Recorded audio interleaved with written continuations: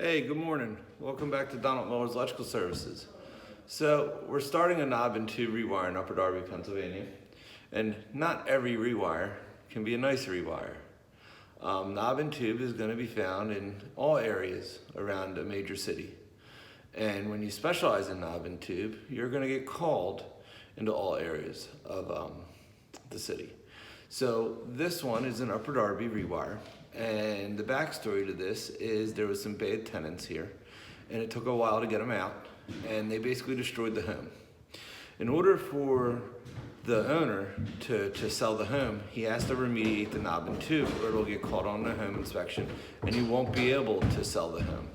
So we're gonna do a quick walkthrough. All right, it's day one, and you can kind of see the condition in which we're working in. There's no heat. There's some type of gas leak in the basement, so we would rather just turn the gas off and then rather than risk it. So let's just turn this around. All right.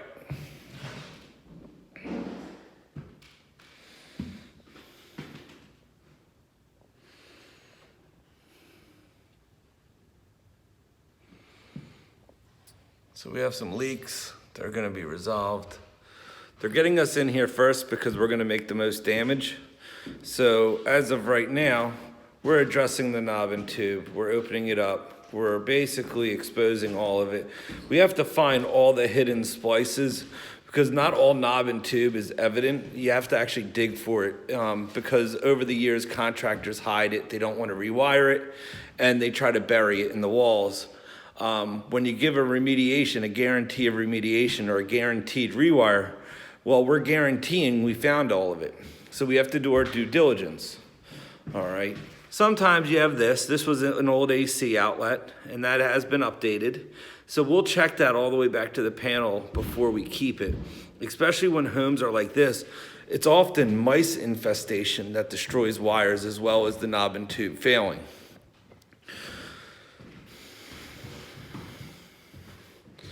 Well, this is what happens when you have bad tenants, and it was bad tenants. And yes, it does smell like urine, primarily cat pee more than anything. All right, so this is the kitchen. You can see anytime you start seeing this type of ceiling, they're burying stuff above it. It's just what they did. Whether it was illegal or legal, it's just buried. So let's go upstairs. All right. That is a bathroom leak that was not addressed. All right. We have our three-way system, which was done pretty badly. Obviously, they didn't patch at all. They just kind of painted it and made it work. Again, we have guys stabbing in the back of outlets, and it looks like they are carrying the neutral. So they're coming in here with knob and tube, and then they're using Romex, just a 2-conductor Romex, or a 3-conductor if you want to include the ground, if there is a ground. I don't see, it's a cloth style Romex that does not have a ground. There was a cloth Romex that does. From that time, right around this time period, they had a cloth Romex that did supply a ground, but not in the beginning. In the beginning, it was cloth Romex with no ground. So this isn't grounded, even though this is like a type of Romex. All right, so what they're doing here is they're picking up the neutral upstairs. So no neutral is traveling with this. You have your feed conductor, which is the cloth knob and tube, and then you're going to 2 travelers. Those 2 travelers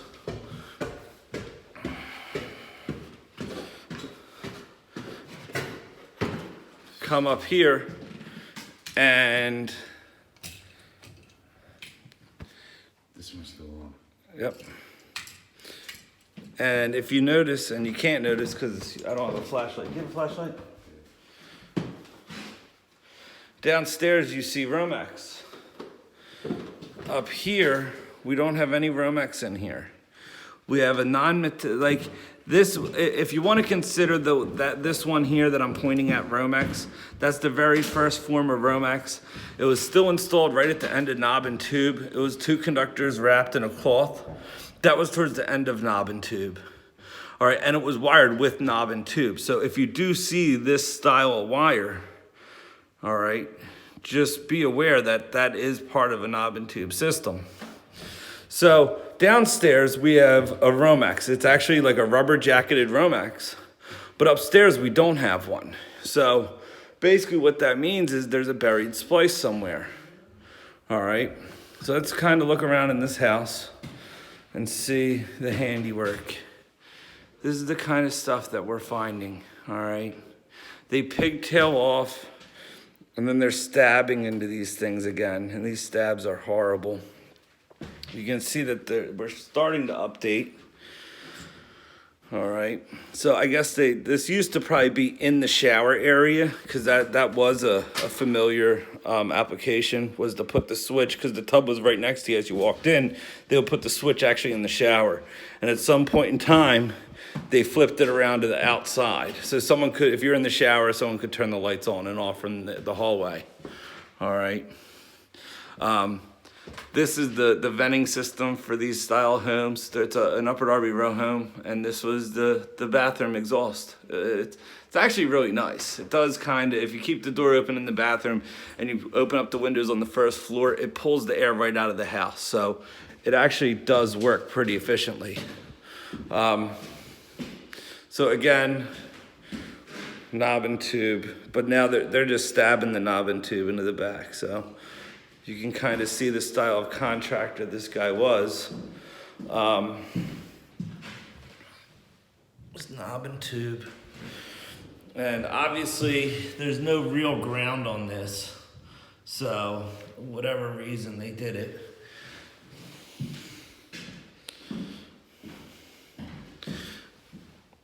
We have another knob and tube with a ground on the outlet, so that's an ungrounded outlet. So if you have a home inspection and you're buying a house and you have a bunch of non-grounded outlets with grounded receptacles on there, most likely you have knob and tube. There is a time period that they did run ground wires to ungrounded outlets, but it's very rare. It's usually between 1930 to 1945. After that, they actually started using the ground. All right, so look, this guy thought it would be swift to ground the outlet, but it's not a true ground. All right. So again, we're just finding all the knob and tube. That's day one. We want to know exactly what we're working with. And we're going around the house.